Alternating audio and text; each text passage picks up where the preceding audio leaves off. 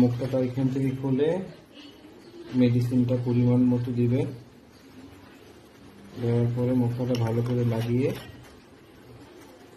এই পাশে ব্যাটারি দিতে পারেন, অথবা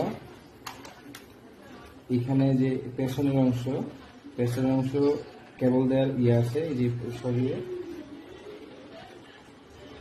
চার্জারের কেবল, আমরা যে কেবলটা দিয়ে দেব মোবাইলের সাথে অ্যাড করে আপনারা এই মাস্কটা এখানে সুন্দর করে লাগিয়ে নেবেন। চার্জারের সাথে অ্যাড করে তারপরে মাস্কটা এখানে এভাবে সেট করবে, যেভাবে দেখিয়েছি। দেখানোর পরে যে এইখানে দেখেন সবুজ একটা বাটন আছে, এখানে প্রেস করবেন। একটা প্রেস করলে স্বাভাবিকভাবে ফ্লোটা বেরোচ্ছে। হ্যাঁ, আরেকটা প্রেস করবেন, স্পিডটা বাড়তেছে। আরেকটা প্রেস করবেন, আরো স্পিডটা বাড়তেছে। এইভাবে